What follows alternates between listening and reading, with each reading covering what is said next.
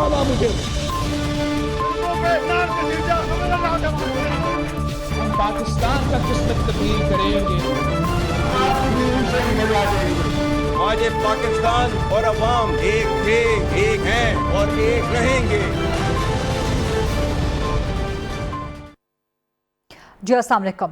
Programme में आज सबसे पहले बात मक्का दिफाई मुआहदे के हवाले से, जो कि पाकिस्तान, सऊदी अरब और तुर्किया के दरमियान है, और इसी हवाले से प्रोग्राम में सबसे पहले बात करेंगे। मेरे साथ मौजूद हैं सैयद निसार मेहदी साहब, जो कि सीनियर सहाफ़ी और तज्ज़ियाकार हैं। अस्सलाम वालेकुम सैयद निसार मेहदी साहब, बहुत शुक्रिया प्रोग्राम के लिए वक्त निकालने पर। तुर्किया ने कहा कि मक्का दिफाई मुआहदा किसी मुल्क के खिलाफ नहीं है। पाकिस्तान ने भी यही बात की। सऊदी अरब की तरफ से अलबत्ता इस वक्त तक फ़िलहाल इस मामले पर खामोशी है।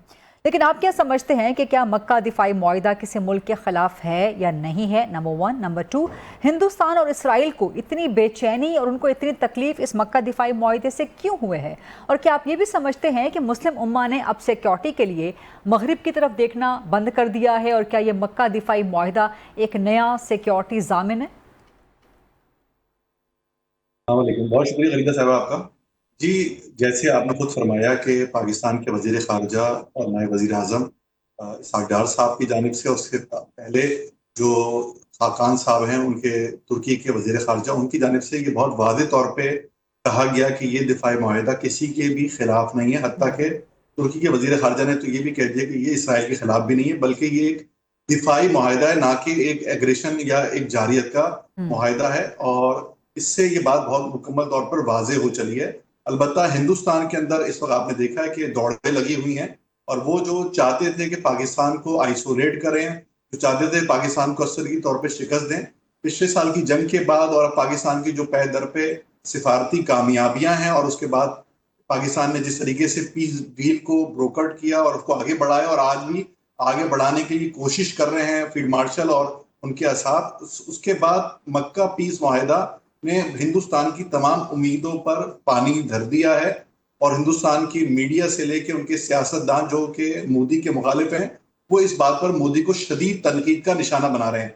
जबकि आपने इससे पहले देखा होगा कि इसराइल की जानिब से भी ये ऐलान किया गया था कई महीनों पहले कि वो एक अपना दिफाई नेटो बना रहा है, जिसमें इसराइल, मुत्तहदा अरब अमारात, यूनान, इंडिया और दीगर ममालिक शामिल होंगे, जो इसराइल के लिए और इसराइल के हम ख्याल लोगों के लिए दिफाई शील्ड तरतीब देंगे। लेकिन उससे पहले ये मक्का दिफाई मुआहदा आपके सामने आ गया है।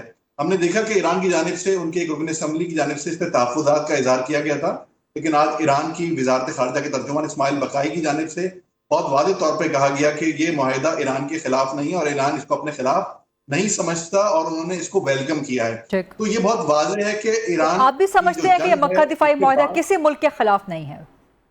जी, अब तक ये बात सामने थी, लेकिन एक कंसर्न ये सामने आ रहा था कि सऊदी अरब चूंकि उसकी जमीनें ईरान के खिलाफ इस्तेमाल होती रही अमेरिकन बेसिस, तो कहीं ये मुआहदा उसके खिलाफ इस्तेमाल ना हो, तो ईरान ने उसको वेलकम किया और उसके खिलाफ किसी भी किस्म के बयान देने से ना सिर्फ गुरेज किया, बल्कि उसको कहा कि इस मुआहदे से अमेरिका का खित्ते में जो तसल्लुत है या उसकी हेजमनी जो है वो खत्म हो रही है। और आपने देखा कि अमेरिका जिन ममालिक में, जो मुस्लिम ममालिक में उसने बेसिस बनाई थी, उन ममालिक को सालाना 15-20 अरब डॉलर की वो टीका लगाता था फाइनेंशियली, और पैसे पकड़ता था उनसे, और वो ममालिक के दिफा में मुकम्मल तौर पे नाकाम रहा है। तो क्या आप समझते हैं कि मक्का डिफेंस एग्रीमेंट के बाद मुस्लिम उम्मा ने सिक्योरिटी के लिए मगरिब की तरफ देखना बंद कर दिया है? ये नया सिक्योरिटी ज़ामिन है ये मुआहदा?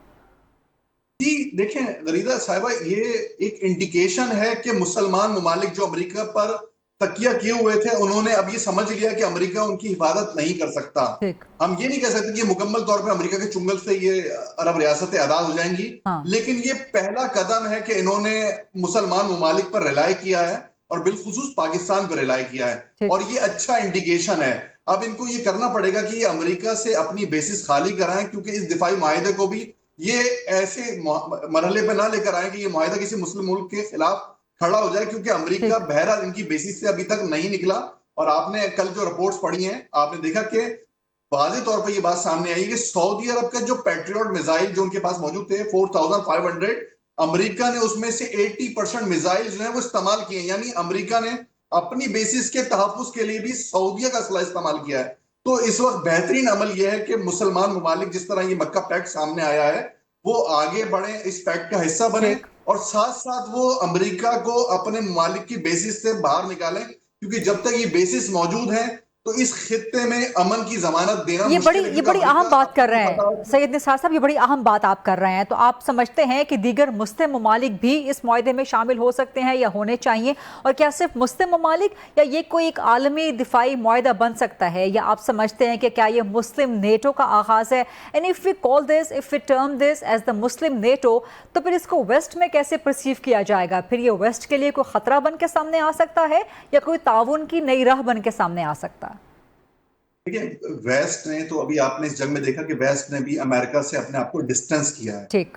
دوسری بات یہ ہے کہ جن مسلم ممالک نے امریکہ پہ یا مغرب پر ریلائی کیا تھا، ان کو مشکلات کا تو امریکہ کی وجہ سے سامنا کرنا پڑا، ٹھیک. ان کو فائدہ نہیں ہوا. یعنی امریکہ نے اسرائیل کی پروٹیکشن کے لیے ان کی بیسس سے ایران پہ حملے کیے، جس کی ریٹیلیشن میں ایران نے ان پہ حملے کیے. جی. اور آج ایران کا جو بیان ہے وہ ہمارے لیے بہت اہم ہے. انہوں نے نہ صرف اس کو ویلکم کیا ہے بلکہ ساتھ ساتھ کہا ہے کہ امریکہ کو اس خطے سے نکل جانا چاہیے. یعنی امریکہ اگر اس خطے سے نکل جاتا ہے تو اس ملک، اس خطے میں امن و امان کی مکمل ضمانت موجود ہے. پاکستان کے ہوتے ہوئے، اور اس کے بعد ہم ترکیہ کو بھی لے سکتے ہیں کہ ان کے ہوتے ہوئے اس ریجن میں اب کوئی انسرٹینٹی ہمیں دکھائی نہیں دیتی، کیونکہ مسلمان ممالک کا کوئی ایک دوسرے سے ایسا انٹرسٹ نہیں ہے کہ وہ ایک دوسرے کو لیٹ ڈاؤن کریں گے. تو اس لیے یہ بہترین عمل ہے. اور اب آپ دیکھ سکتی ہیں کہ مصر نے بھی انڈیکیٹ کیا ہے کہ وہ بھی اس معاہدے میں شامل ہونا چاہتا ہے، جس کے اوپر جو ترکی وزیر خارجہ نے کہا کہ کچھ پیپر ورک باقی ہے. تو یعنی اب اس کا جو چوتھا ملک بنے گا وہ مصر بنے گا. تو پہلے مرحلے پہ اچھا یہ ہے کہ یہ مسلم ممالک کا ایک اتحاد بنے، دفاعی اتحاد بنے، جو اسرائیل سے اور امریکہ اور وہ ہندوستان سے ایٹ لیسٹ مسلمان ملکوں کو بچا سکے. کیونکہ ہم امریکہ کو تو کہہ سکتے ہیں کہ یہ جو ممالک ہیں وہ بہرحال امریکہ سے بہت قریب ہیں، لیکن اسرائیل اور ہندوستان ان کے لیے ایک امیڈیٹ تھریٹ کے طور پہ موجود ہے. اور یہ معاہدہ ان دونوں ممالک کے شر سے بہرحال مسلم ممالک کو کافی تک تحفظ فراہم کر سکتا ہے. رائٹ. بہت بہت شکریہ سید نثار مہدی صاحب آج پروگرام میں جوائن کرنے کے لیے، مکہ ڈیفنس ایگریمنٹ سے اپنا انالیسس دینے کے لیے. پروگرام میں ذرا آگے بڑھتے ہیں، کچھ سیاست کے حوالے سے بات کریں گے، ڈومیسٹک پالیٹکس کے حوالے سے بات کریں گے، پاکستان تحریک انصاف سے بات کریں گے جن کا لانگ مارچ 27 سپٹمبر کا اناؤنس ہو چکا ہے، لیکن اب کیا ہوگا نیکسٹ. میرے ساتھ موجود ہیں علی محمد خان صاحب جو کہ سابق وفاقی وزیر بھی رہ چکے ہیں، پاکستان تحریک انصاف کے MNA بھی ہیں. السلام علیکم علی محمد خان صاحب، بہت شکریہ پروگرام کے لیے آج وقت نکالنے پہ. آپ عمران خان کے ان جانثاران میں سے شامل ہیں. قومی اسمبلی میں جب عمران خان کی حکومت گئی تھی، you were the last man standing, and آج بھی آپ ان چند لوگوں میں سے ایک تھے جو اسلام آباد ہائی کورٹ کے باہر موجود تھے، لیکن صرف چند لوگ ہی تھے. تو اگر اسلام آباد ہائی کورٹ کے باہر عمران خان کے لیے صرف چند لوگ ہی جا سکتے ہیں، گنے چنے 4-5، تو پھر 27 ستمبر کو 20 لاکھ لوگ علی محمد خان صاحب آپ کیسے نکالیں گے؟ بسم اللہ الرحمن الرحیم. اللہم صلی علی محمد وعلی آلہ وصحبہ وسلم. آپ کا بہت شکریہ جی. ایک بات کرتے ہوئے آپ کے سوال کی طرف آتا ہوں. یہ بھی پروگرام میں ڈیفنس پیکٹ کی بات چل رہی تھی، پاکستان، ترکی اور سعودی عربیہ کا. آج میں نے ہائی کورٹ کے باہر اس پہ بات بھی کی ہے، اسلام آباد ہائی کورٹ کے، کہ سیاست ہم اپنے ملک میں ہم کرتے رہیں گے، بھرپور سخت بات بھی کریں گے. اور آج میں نے بھی کی ہے، سہیل آفریدی نے بھی کی ہے، راجہ صاحب نے کی ہے، بابر اعوان صاحب، every body was there, Haleem Adil Sheikh صاحب. لیکن جب بات پاکستان کی آئے گی تو جس سے پاکستان کی عزت بڑھتی ہے ہم اس چیز کو سپورٹ کرتے ہیں. اور میں سمجھتا ہوں کہ اس سے پاکستان، ترکیہ اور سعودی عربیہ کے بیچ میں ایک تو تعلق بہت مضبوط ہوگا، اور دوسرا ایران کی طرف سے جو ایک بیان آیا خوش آئند ہے، جو جس کا آپ نے آج ذکر کیا ہے، اللہ کرے یہ خطہ مضبوط ہو اور اسلام کی، پاکستان کی، بالخصوص سعودی عربیہ اور جو حرمین شریفین ہیں، اللہ ان کی حفاظت فرمائے. دیکھیے آج کا جو واقعہ ہائی کورٹ کا ہے اس کو ضرورت سے زیادہ اس پہ بات کی گئی. بے شمار دفعہ ہمارے پارلیمنٹیرین آ رہے ہیں، آتے رہے ہیں، آتے رہیں گے. رات تقریباً 12:30 پونے 1 بجے میرے خیال میں، کوئی 1 بجے کے قریب کور کمیٹی کی میٹنگ ہماری جو زوم پہ ہوتی ہے وہ ختم ہوئی، اور اس کے بعد اعلامیہ جاری ہوا یا ڈائریکشن دی گئی. تو بہت سے لوگ سو گئے تھے، یا پارلیمنٹیرین ظاہر سارے اسلام آباد نہیں ہوتے، تو جو دور تھے ان کے آنے کا ایشو تھا. کل سپریم کورٹ کے سامنے پارلیمنٹیرینز پرامن طور پہ اکٹھے ہوں گے خان صاحب کے کیسز کے سلسلے میں اور ان کے ہیلتھ ایشوز کے سلسلے میں. کل سارے موجود ہوں گے، تو یہ کوئی ایسا ایشو نہیں ہے، کبھی کم لیکن کبھی جنید زیادہ. اکبر تو خاصے سیخ پا تھے، وہ تو کافی غصے میں تھے پی ٹی آئی کی موجودہ قیادت پہ. آپ مسکرا رہے ہیں، آپ اس پہ ہنس رہے ہیں. انہوں نے کہا جی ان کو تو سیاست نہیں کرنی آتی، ان کو تو پارٹی نہیں چلانی آتی. ادھر سلمان اکرم راجہ بھی بڑے غصے میں تھے، وہ بڑے برہم ہو رہے تھے کہ پارلیمنٹیرینز کیوں نہیں پہنچے. تو وہ تو ایڈمٹ نہیں کر رہے کہ 12:30 پونے 1 ختم بھی ہوئی ہو، وہ کہتے ہیں جی پہنچے آپ عمران خان کی رہائی کے لیے. بعد میں پھر راجہ صاحب اور جنید صاحب اکٹھے بیٹھے تھے سہیل صاحب کے ساتھ میرے خیال میں، تو का मैं बता दूं, जुनैद अकबर खान का, वो कभी कभी खान से भी जो है वो सख्त बात कर जाते थे। तो खान साहब के साथ मुझे याद पड़ता है 2013 की मीटिंग हुई थी बनी गाला में तो वहां भी जुनैद अकबर स्ट्रेट फॉरवर्ड आदमी है, तो उन्होंने सिर्फ ये बात की थी कि कुछ पार्लियामेंटेरियन ऐसे थे अक्सरियत जो दूर अफ्तादा इलाकों में है, तो रात को उनको मैसेज नहीं पहुंच सका, तो जो वक्त पे मैसेज पहुंच जाते हैं वो आज इतना बड़ा इशू नहीं है। जो 20 लाख की आपने बात की है उस पर मैं आना चाहूंगा। देखिए, एक फिगर शफी जान साहब ने या सुहेल साहब की टीम ने दी है, वो एक अमूमी मैसेज होता है, जरूरी नहीं है 20 लाख हो 30 लाख हो, ये तो अवाम को एक मैसेज है। देखें, कारकुन तो निकलता है, अवाम निकले तो बात बनती है, जिसको मैं रेवोल्यूशन तो नहीं कहूंगा, लेकिन बहुत बड़ी तादाद में जब एक मैसिव तादाद में अवाम निकलती है तो फिर उनकी बात सुनी जाती है। हमारा काम है अवाम को उभारना, उनको बात करना, उनसे एंगेज करना, और सबसे बड़ी बात यह है कि इमरान खान साहब इस अवाम की खातिर जेल में है, एक हकीकी आजादी की खातिर। तो हम अपनी कोशिश करेंगे जी। अगर अवाम निकलती है जिसकी उम्मीद है तो फिर 20 लाख भी कम फिक्र है, लेकिन अगर खुदा न खास्ता अवाम उतनी तादाद में नहीं निकलती तो फिर देखिए, कारकुन से इनकलाब नहीं आता, कारकुन एहतजाज कर सकता है, लोगों को मोटिवेट कर सकता है। और इसीलिए हमने ये टाइम सुहेल साहब ने लिया है कि थोड़ा ग्राउंड लेवल पे जाके काम किया जाए। और मैंने आज, आपने अगर फॉलो किया हो, ये मैं चाहूंगा इस बात पे हमारी हुकूमत जो है, चाहे 47 है जो भी है, इसलिए मैंने लफ्ज हमारा यूज किया है, उनको इस गैप से फायदा उठाना चाहिए। देखिए, अक्लमंद और हाकिम जो है, हाकिम को हकीम होना चाहिए, या जो हुकूमत चलाता है उसको विजडम से काम लेना चाहिए। खुदा ने आपको एक मौका दिया है, अगर सुहेल एक हफ्ते की डेट दे देता तो आपके पास गुफ्तगू का वक्त नहीं था। तो ये जो गैप है, मैं समझता हूँ इसमें हुकूमत, यानी कि ये जानबूझ के पीटीआई ने एक बफर जोन दिया है कि आइए हमें मना लीजिए, आइए हमें मना लीजिए, इससे पहले कि हम बंदे निकाल सकें, या जैसे आपने भी कहा कि बंदे ना निकाल सकें। मैं इसको इस तरह से नहीं लूंगा, मैं इसको दूसरी तरह से लूंगा कि हर बात में अल्लाह की तरफ से कोई हिकमत होती है। सुहेल ने तैयारी की खातिर थोड़ा टाइम अफरीदी साहब ने ज्यादा दिया है, और मैं समझता हूँ इस गैप से शहबाज शरीफ साहब को और बाकी जो उनके पीछे लोग हैं उनको फायदा उठाना चाहिए। अभी थोड़ी देर पहले सुहेल आफरीदी ने यह भी बयान दिया है अली मोहम्मद खान साहिब कि हो सकता है कि दरमियान में 27 नवंबर से पहले मुझे नाअहल कर दिया जाए। तो क्या ऐसा मुमकिन है, और अगर ऐसा हो जाता है तो फिर क्या होगा इस लॉन्ग मार्च की कॉल का? बड़ी बदकिस्मती होगी, लेकिन मेरा ख्याल है इंशाल्लाह ऐसा नहीं होगा। वो सिर्फ सुहेल आफरीदी नहीं है, वो वज़ीर आला खैबर पख्तूनख्वा है, जिसके पीछे 90% पख्तूनों का, पख्तूनख्वा की अवाम का मैंडेट है। तो ऐसा कोई अमल जो है वो फेडरेशन के लिए अच्छा नहीं है, कोई मुनासिब अमल नहीं होगा। मुझे ऐसा होता नजर नहीं आता, लेकिन खुदा न खास्ता अगर खुदा न खास्ता ऐसा होता है तो तहरीकें चलती रहती हैं, निजाम चलता रहता है, इंशाल्लाह पीछे नहीं हटेंगे। क्योंकि इस डेट के हवाले से भी काफी इख्तलाफात पीटीआई के अंदर से सामने आ रहे थे, लेकिन आज सलमान अकरम राजा ने आफरीदी साहब के साथ बैठ के प्रेस कॉन्फ्रेंस कर ली, तो इसका मतलब है कि अलीमा खान भी ऑन बोर्ड आ गई हैं अब इस मामले पे। सिस्टर्स के हवाले से मुझे नहीं इल्म, क्योंकि पॉलिटिकल फैसला है, उनकी तो ख्वाहिश सिर्फ खान साहब की रिहाई है, बाकी तो फैसला पार्टी ने करना है। अच्छा, ये रिहाई, ये भी कंफ्यूजन है सर पीटीआई के अंदर कि रिहाई के लिए करना है लॉन्ग मार्च या रसाई के लिए करना है। और अगर आप मुझे इजाजत दें, अगर ये सख्त लफ्ज आपके लिए ना हो, कि इस लॉन्ग मार्च से इमरान खान तक रसाई होगी, या सिर्फ पीटीआई के लिए कोई खुदा न खास्ता सियासी रुसवाई हो सकती है कि बंदे ना निकले, कामयाबी ना हो, आपको रोक दिया जाए इस्लामाबाद आने तक की? अल्टीमेट तो देखें, टारगेट वलीदा साहिबा खान साहब की रिहाई है, लेकिन इस वक्त फी जमाना सबसे अहम चीज उनकी जिंदगी और उनकी सेहत है।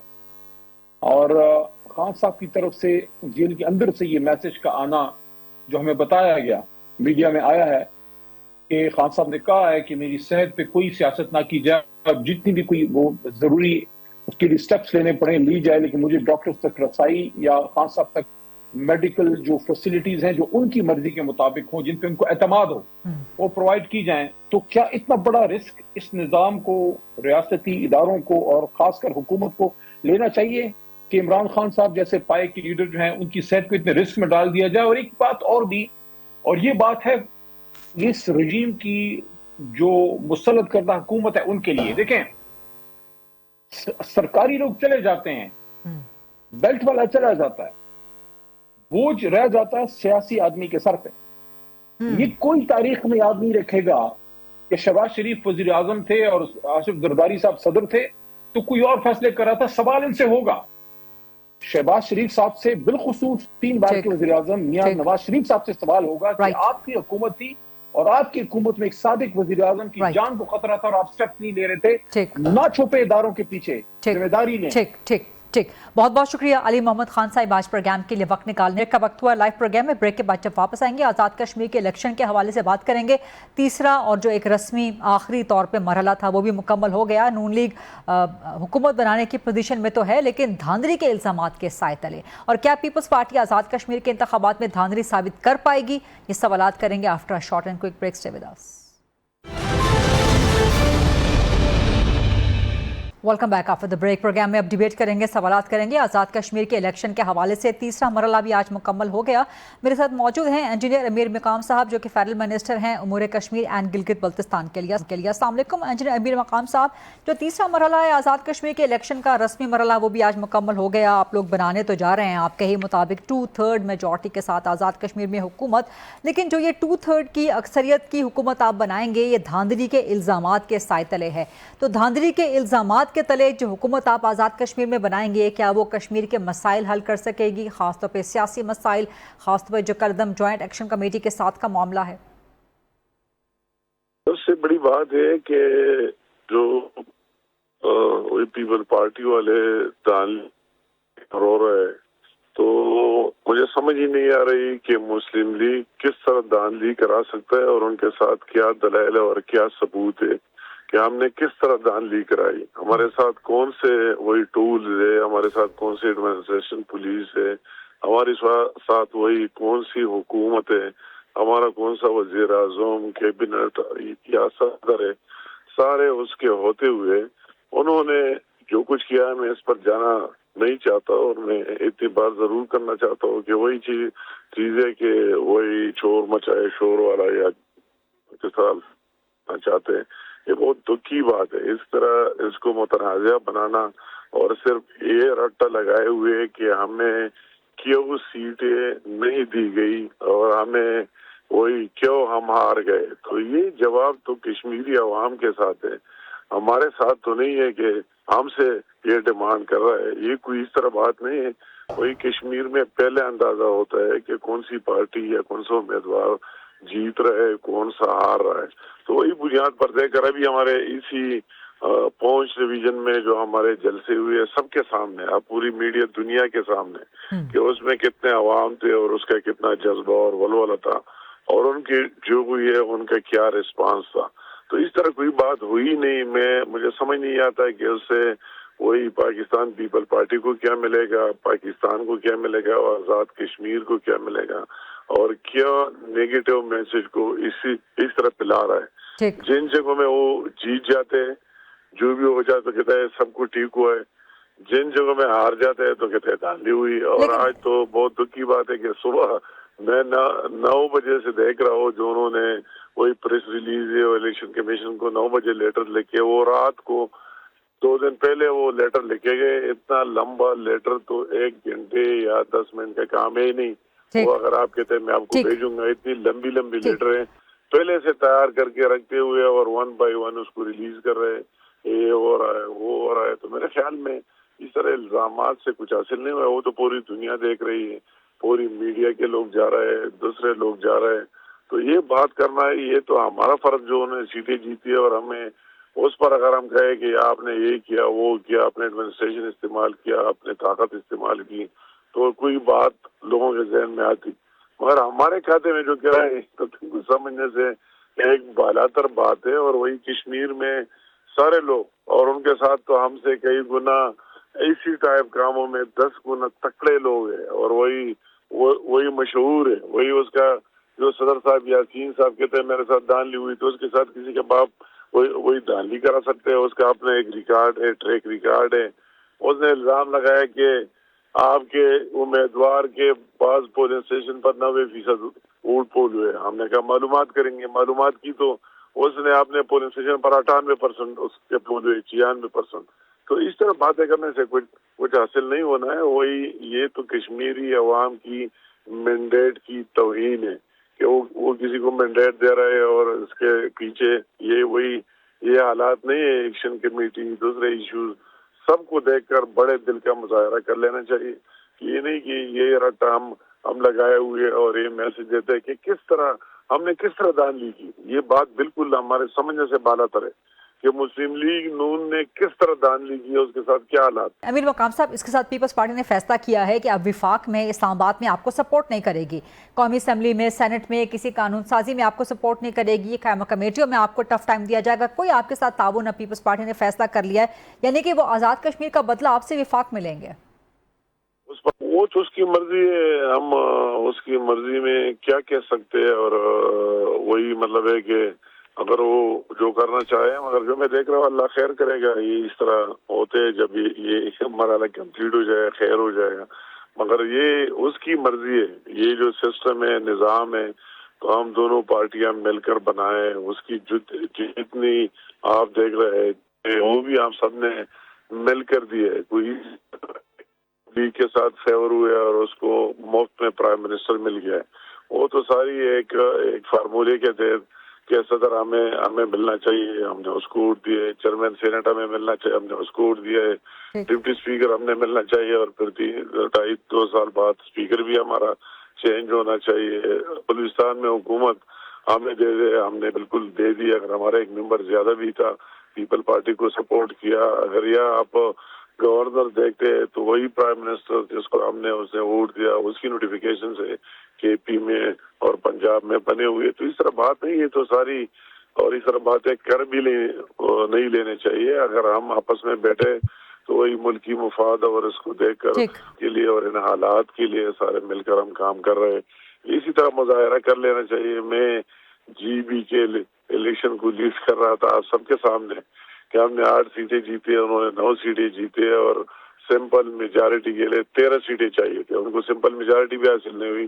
7 انڈیپینڈنٹ لوگ تھے، میں ان کو شامل بھی کرا سکتا تھا، حکومت بھی بنا سکتا تھا، مگر ہماری پارٹی لیڈرشپ نے منع کر دیا اسٹرکٹلی کہ انہوں نے ہم سے پاپولر ووٹ بھی زیادہ لیے اور انہوں نے ہم سے سیٹ بھی زیادہ لیے.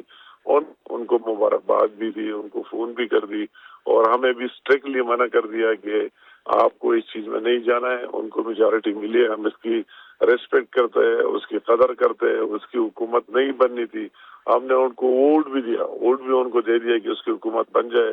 اگرچہ ہم وہی اپوزیشن کا حصہ ہے، مگر اس کے چیف منسٹر بنانے میں ہم نے ووٹ بھی کاسٹ کیا. تو یہ اسی طرح بڑے دل کا مظاہرہ کر لینا چاہیے ان چیزوں میں.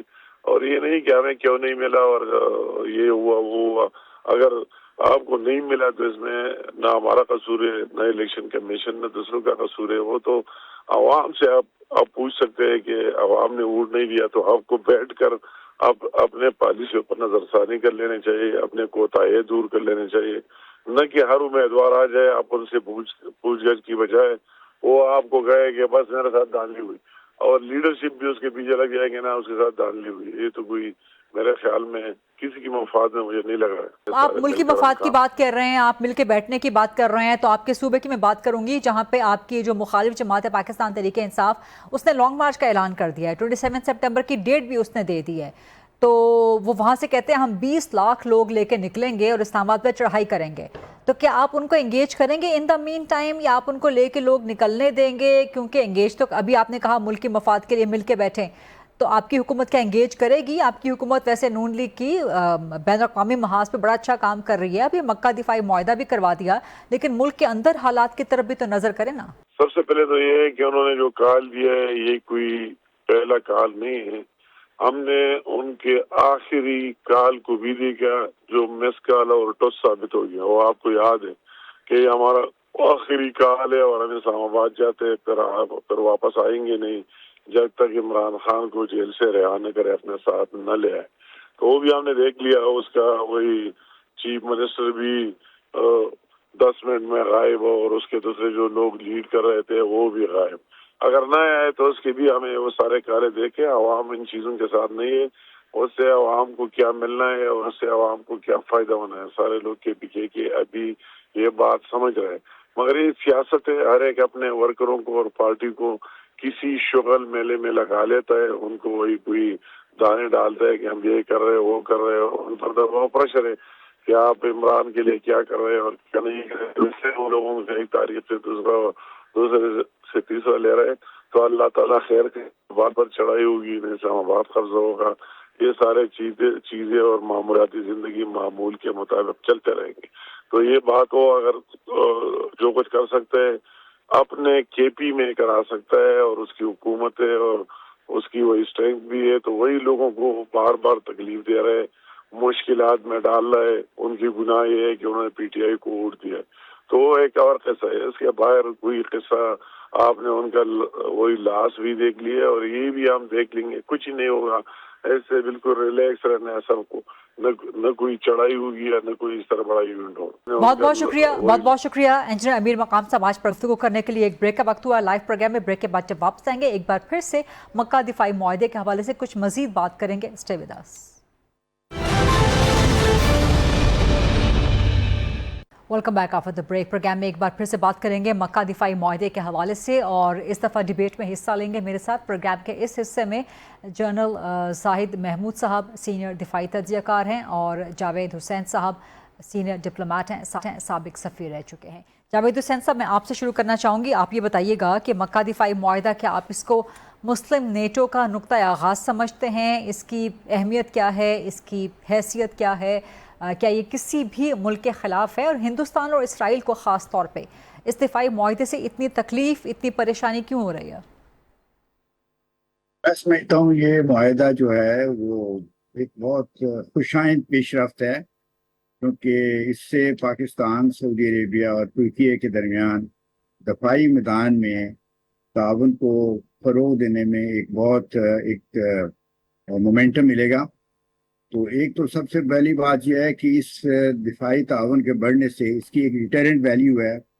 कोई पोटेंशियल एग्रेसर जो होगा पाकिस्तान के खिलाफ कोई एक्शन में, या सऊदी अरेबिया या तुर्की है, तो उसको अब ज़्यादा कैलकुलेशन करनी पड़ेगी, वो ज़्यादा सोच करनी पड़ेगी कि वो इस किस्म की एग्रेशन का इर्तिकाब करे या ना करे, क्योंकि उसको अब एक ही बजाय 3 ममालिक के साथ सामना करना पड़ेगा। लेकिन पाकिस्तान लेकिन सर जावेद हुसैन साहब, पाकिस्तान और सऊदी अरब का जो आपस का एक जो बायलैटरल डिफेंस पैक्ट है वो तो पिछले साल से इन प्लेस है। इस दौरान सऊदी अरब पे अटैक्स भी हुए हैं, लेकिन वो डिफेंस पैक्ट इन प्रैक्टिकलिटी तो अमल में नहीं आया। ये तो मेरा ख्याल में बात दुरुस्त नहीं है। हमारी कुछ फोर्सेज जैसा सऊदी अरेबिया मौजूद हैं, और सबसे बड़ी बात यह है कि ये इसका मतलब इस एग्रीमेंट का ये नहीं होता कि एवरी टाइम ये कोई थ्रेट डेवलप होती है या किसी मुल्क को कोई धमकी का सामना करना पड़ता है या एक चैलेंज का सामना करना पड़ता है तो फौरन ही दूसरे ममालिक जो है वहाँ पे अपनी फौजें भेज देंगे। सबसे पहले तो ये होता है कि आप कंसल्टेशन करते हैं, उस थ्रेट की नौइयत को डिस्कस करते हैं, एग्जामिन करते हैं, फिर फैसला करते हैं कि उसका मुकाबला करने के लिए किस किस्म के इकदाम किए जाएंगे।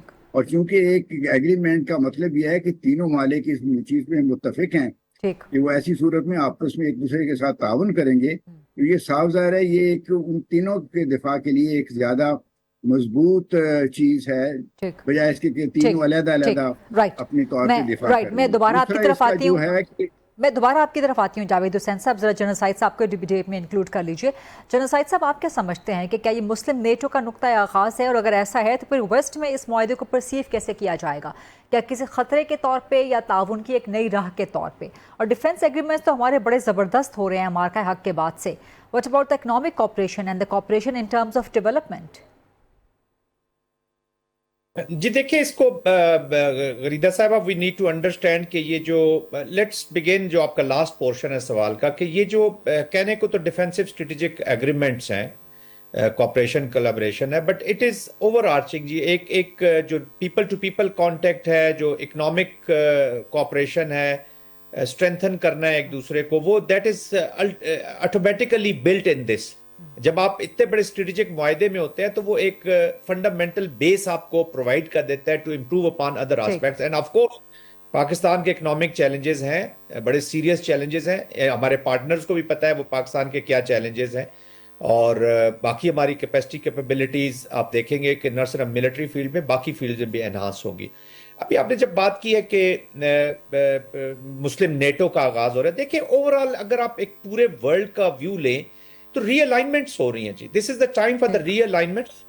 آج جو نیٹو افغانستان میں امریکہ کی جنگ لڑنے آ گئی تھی، آج وہ امریکہ اسرائیل کی جنگ لڑنے کو تیار نہیں ہے مڈل ایسٹ کے اندر. They are not coming, they are going out. 2% G D P سے بجٹ جو ہے وہ 5% پہ جا رہے ہیں. اسٹریٹجک اٹانومی کے بارے میں زیادہ سوچا جا رہا ہے ان سائڈ ویسٹ یورپین کنٹریز کے اندر. آج کا جو جرمنی ہے، 5 سال کے بعد آپ کو یہ جرمنی ڈیفرنٹ ملے گا. اس سے ابھی احساس ہو رہا ہے کہ مجھے اپنا بھی کچھ انڈیپینڈنٹلی کر لینا چاہیے. اور اسپیشلی جب گرین لینڈ کی طرف کچھ چیزیں ہوئیں، پھر آپ نے وینزویلا دیکھ لیا، تو ایکٹیویٹی تو اسی کے بیچ میں مڈل ایسٹ اور اس ریجن کے اندر بھی ایک تھاٹ تو موجود ہے کہ ایک اپنا کلیکٹیو سیکورٹی کو امپروو کیا جائے for the regional stability. Victims دیکھیں، وکٹمز کون ہیں؟ انسٹیبلٹی کہاں پہ ہے؟ All Muslim countries in Middle East and Asia کے اندر آپ دیکھ لیں. ادھر ہم ٹارگیٹ ہو رہے ہیں، بنگلہ دیش کو انہوں نے ٹارگیٹ کیا. باقی آپ دیکھ لیں جو بڑے جو اکنامک ایسٹ میں مسلم کنٹریز ہیں، وہ ان کو آپ انڈو پیسفک کے بیچ میں کسی نہ کسی بلاک پہ لے جانا چاہتے ہیں. تو آئی تھنک ایک اس طرف ضرور ہے کہ ایک اسٹریٹجک اٹانومی، ایک اسٹریٹجک اٹانومس بلاک کہہ لیں، less dependent on outside, and of course collective security اور ڈیٹرنس. وار کو آپ اگر ڈیٹر نہیں کر سکے تو آپ وکٹم ہوں گے ہی ہوں گے، چاہے آپ ایران ہی کیوں نہ، چاہے آپ کوئی بڑے عراق ہی کیوں نہ ہو، سیریا کیوں نہ ہو. کتنی بڑی فوجیں تھیں اور کیسے کیسے ملک تھے، آج کس کنڈیشن میں چلے گئے. تو یہ آپ اس کو ڈیٹرنس کو ایک نمبر 1 اچیو، ڈیٹرنس نہیں کر سکتا تو کلیکٹیو سیکورٹی کے آرکیٹیکچر میں آپ وار فائٹنگ بھی کریں گے، تھرو ڈپلومیسی بھی آپ ڈیٹرنس کریں گے، تھرو پالیٹکس بھی کریں گے، ورنہ وار کرنی پڑی تو وار بھی کریں گے. And final is the ultimate objective ہے کہ ریجنل اسٹیبلٹی اچیو کی جائے تاکہ پروگریشن ہو. اور پھر وہی پروگریشن ہے جس کا بھی آپ ذکر کر رہی ہیں کہ اکنامک ڈومینز میں، اس ڈومین میں. جنرل زاہد صاحب، جو کلیکٹیو سیکورٹی آرکیٹیکچر کی آپ بات کر رہے ہیں، اس پہ میں جاوید حسین صاحب سے ذرا کمنٹ لینا چاہوں گی. جاوید حسین صاحب، the floor is yours. آپ اس پہ ذرا کمنٹ کیجئے گا. آپ سمجھتے ہیں کہ یہ اس دفاعی معاہدے کے بعد مسلم امہ نے ویسٹ کی طرف دیکھنا، مغرب کی طرف دیکھنا چھوڑ دیا ہے یا چھوڑ دیا جائے گا فار دا سیکورٹی پرپسز؟ اور کیا اب یہ دفاعی معاہدہ نیا سیکورٹی گارنٹر کے طور پہ بن سکتا ہے؟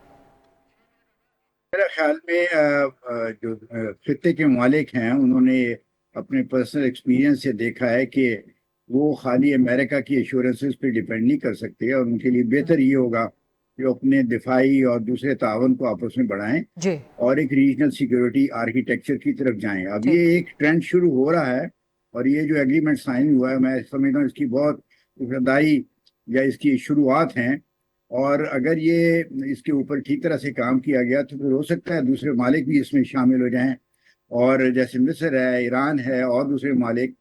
اگر اس طرح سے ہوا تو پھر یہ ایک ایسا اس میں آرکیٹیکچر ترتی ہے ظہور پذیر ہوگا جس سے ساتھ سب ممالک کی سیکیورٹی لنکڈ ہوگی. اور یہ ایک چیز اس لیے بھی ہونا ضروری اب نظر آ رہا ہے کہ دیر از انڈیکیشنز کہ امریکہ جو ہے وہ گریجولی اب مڈل ایسٹ سے اپنے آپ کو ودرا کرنے کی کوشش کر رہا ہے، لیکن وہ ایسی صورت میں اور ایسی شرائط پہ کرے گا جس سے اس کے اسینشیل انٹرسٹ جو ہے ان کو ڈیمیج نہ ہو. بٹ وہ جو آئندہ آنے والی دنیا ہے اس میں ریجنل کنٹریز کو آپس میں تعاون کرنا پڑے گا، اور جب دفاعی میدان میں تعاون بڑھے گا تو پھر اقتصادی اور معاشی بھی تعاون بھی بڑھے گا، اور پھر آپس میں فرینڈلی ریلیشن بھی ہوں گی. اور اس کا 3 شرائط ہیں ضروری کہ آپس میں. ایک تو یہ ہے کہ اگر کوئی آپس میں جو تعاون ہے اس کو بڑھانا ہے تو اس کی ایک اسینشیل کنڈیشن یہ ہے کہ ایک دوسرے کے انٹرنل افیئرز میں آپ کوئی انٹرفیئرنس نہ کریں، اور اگر آپس میں کوئی ڈسپیوٹس ہیں تو ان کو پیسفل طریقے سے سیٹل کریں. اور تیسرا، اگر کوئی ایکسٹرنل تھریٹ ہے تو اس کو کامن سیکیورٹی تصور کیا جائے. اسی پوائنٹ سے یہ جو ایکسٹرنل تھریٹ، اسے کامن سیکیورٹی پوائنٹ اسے تصور کیا جائے گا. جنرل زاہد صاحب، پاکستان کو اس دفاعی معاہدے سے کیا فائدہ ہو سکتا ہے؟ کیونکہ ہماری طرف تو ہندوستان ایمیننٹ تھریٹ ہے، افغانستان سے ابھی ہمیں تھریٹ ہے. پاکستان کس طرح فائدہ حاصل کر سکتا ہے اس دفاعی معاہدے سے؟ دیکھیں، پاکستان اس سیکیورٹی آرکیٹیکچر کا حصہ بن کے، Pakistan is already a significant country. جی، it's a country of significance, it's not an ordinary country جس کو بھارت جیسا ملک آئسولیٹ کرنا چاہتا تھا. آج آپ کی کوئی آئسولیشن نہیں، پیپل آر کمنگ اور آپ کے ساتھ جڑ رہے ہیں. دونوں بڑی مڈل پاورز ہیں، سعودی عربیہ، ٹرکیہ، چائنا آپ کے ساتھ کھڑا ہے. تو جب آپ اس طرح کے معاہدوں میں ہوتے ہیں تو آپ اپنی لیوریجز استعمال، دس بیکمز یور لیوریج، کہ سعودی عربیہ کا بھی جدھر پولیٹیکل ڈپلومیٹک انفلوئنس ہے وہ اس کا بھی آپ لیوریج لے رہے ہیں، ٹرکیہ کا جہاں پہ انفلوئنس ہے اس کا بھی آپ ایڈوانٹیج لے رہے ہیں. اینڈ سیکنڈلی آپ کو جو ڈپلومیٹک سپورٹ مل رہی ہے، دیکھیں एक लार्जर जो वॉर मेकिंग है उसका कॉन्टेक्ट उसका जो रिलेशनशिप है with article 51 of the United nation जो कौमों को या ग्रुप ऑफ नेशंस को अपने दिफा का हक देता है, तो उधर आप फिर कलेक्टिवली लीगल फ्रेमवर्क में लेके आते हैं अपने कॉन्फ्लिक्ट को, कोशिश करते हैं कि डेटरेंस हो वहां पे। देखिए आप सऊदी अरेबिया कल यूएन में बात करेगा, कश्मीर अगर फ्लैश पॉइंट है, इंडिया का ही कॉन्टेक्स्ट है ना, इंडिया और सऊदी अरेबिया की लॉट ऑफ लिवरेजेस है, इकोनॉमिक इन्वेस्टमेंट्स है एक दूसरे के अंदर साथ, और काफी, और पाकिस्तान नहीं चाहेगा कि इंडिया और सऊदी अरेबिया के मतलब है उसे प्रिज्म से तो नहीं देगा, उसको ये तो नहीं कहेगा कि जी आप ये खत्म कर दें, लोगों को निकाल दें, लेकिन उन लेवरेजेस को यूज करते सऊदी अरेबिया इंडिया को प्रेशर डालेगा कि बहुत अच्छा point, thank you very much general Saeed Mahmood साहब, एम्बेसडर जावेद हुसैन साहब। और अब तक प्रोग्राम है क्योंकि टाइम खत्म हो चुका है। दैट्स अ रैप जी, ये था आज का प्रोग्राम। आई सी यू इंशाल्लाह tomorrow 8 o'clock on GTV। Allah Hafiz.